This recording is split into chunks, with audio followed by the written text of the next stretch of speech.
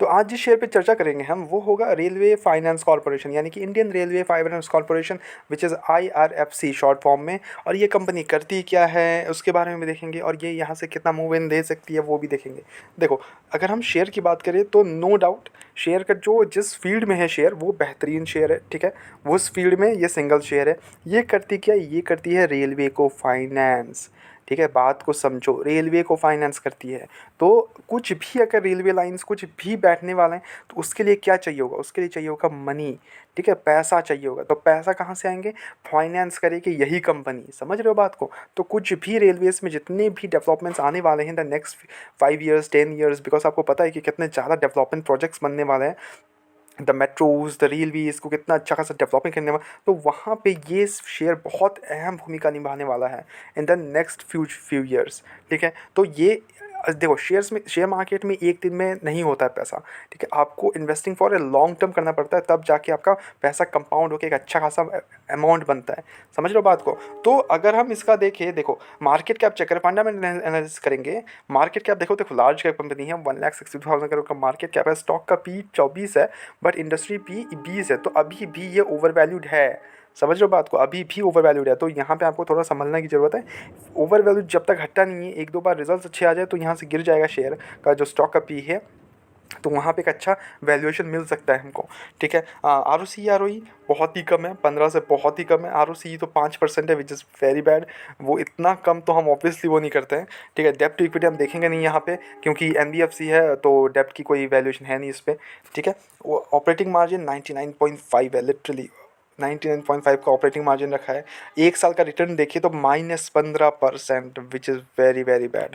अपने हाई से अगर हम चार्ट देखें, अगर अपने हाई से काफ़ी टाइम से ये यहीं पे ट्रेड कर रहा है, गिरते ही जा रहा है, गिरते ही जा रहा है, समझ रहे हो। तो देखो, पीयर्स में अगर चेकआउट करें तो IRFC की जगह पावर फाइनेंस है, बट ये सब पावर को फाइनेंस करती है, रेलवे को नहीं। रेलवे में खाली IRFC है ओनली, ठीक है। क्वार्टर्स चेक करें तो मेन रीज़न आपको यहाँ समझ में, क्वार्टर्स उसमें थोड़े से हमको गिरावट देखने को मिला, ठीक है।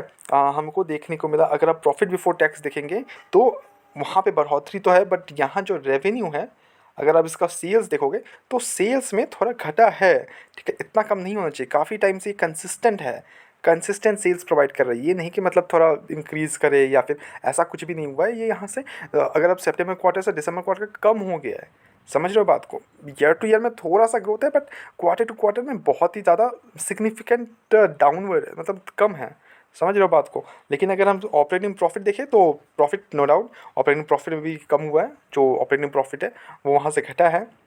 मैं क्वार्टर टू क्वार्टर बोल रहा हूँ, घटा है। ईयर टू ईयर में थोड़ा सा ग्रोथ है, ठीक है। अब प्रॉफिट बिफोर टैक्स चेक करें तो प्रॉफिट बिफोर टैक्स हुआ है, थोड़ा सा इंक्रीज़ हुआ है ईयर टू ईयर में, एंड क्वार्टर टू क्वार्टर आप चेक करोगे तो वही है, ठीक है, आसपास। बट द थिंग इज़ कि ये यहाँ से मूवमेंट अच्छा खासा देना पड़ेगा, इसको सेल्स में इंक्रीज़ करने पड़ेंगे, प्रॉफिट्स में इंक्रीज़ होना पड़ेगा। बिकॉज आपका अगर प्रॉफिट देखोगे, इसका इसका रेगुलर कंसिस्टेंट यही प्रॉफिट चल रहा है काफ़ी टाइम से, ठीक है। अगर आप देखोगे तो पिछले ईयर्स के भी नेट प्रॉफिट देखो, अब नेट प्रॉफिट में भी वही हालत है, बिकॉज टैक्स इन्होंने कुछ नहीं दिया है, 0%, तो ऑब्वियस सी बात है। EPS में थोड़ा सा ग्रोथ है, विच इज़ ओके, कोई इशूज़ नहीं है। बैलेंस शीट वगैरह, रिजर्व्स है कि नहीं कंपनी को, रिजर्व्स हैं अच्छे खासे, 38,000 करोड़ का रिजर्व्स है। इन्वेस्टर्स देख लेते हैं, इन्वेस्टर्स का भरोसा क्या है। देखो, यहाँ भी OFS आने की बहुत बड़ी संभावनाएं हैं, जैसे अभी मज़गांव डॉक में आया हुआ है, तो उसी हिसाब से यहाँ पे भी हमें इन द नेक्स्ट न्यू मतलब इन द फ्यूचर हमें OFS देखने को मिल सकता है। तो यहाँ पे गिरावट चांसेस है, ठीक है। अप्रॉक्स 86%, तो 75%, अप्रॉक्स 11% की सेलिंग आ सकती है कभी भी। अब ये एक बार में तो ऑब्वियसली नहीं आने। और अगर FICS की बात करें तो देखो, FIS के पास 1% का स्टेक है, DIS के पास 1.24% का स्टेक है। तो यहाँ पे अगर आप देखोगे तो FICS के पास एक मिनिमल स्टेक है। तो प्रमोटर्स बेचेंगे तब भी FICS का स्टेक बढ़ेगा, तो तब जाके कुछ शेयर्स में संभलने की संभावनाएं हैं। बाकी वैसे देखें तो पब्लिक के पास 11%, देखो पब्लिक के पास 11% है भी। तो अगर मैं सोचूं, बिकॉज देखो पब्लिक ना मैक्सिमम अभी अभी ये हालत हो गया कि पब्लिक जितने भी है मैक्सिमम लोग बोल रहे हैं कि यार फंस गए हैं, ये शेयर उठ ही नहीं रहा है, समझ रहे हो बात को, उठ ही नहीं पा रहा है, तो वहाँ पे फंस गए हैं शेयर। तो अब प्रमोटर्स निकले कैसे यहाँ से। देखो, अगर आप बहुत ज़्यादा लॉस में हो तो बिल्कुल भी मत निकलना। अगर आप थोड़े से भी लॉस को हैंडल कर सकते हो तो वहाँ से निकल के कुछ अच्छे शेयर्स पकड़ लो, ठीक है। अभी बिकॉज मेरे को नहीं लगता यहाँ से ये मूवमेंट देगा कि बहुत अच्छा खासा मूवमेंट दे देगा, chances are very less, because अभी तो ट्रेंड में है नहीं।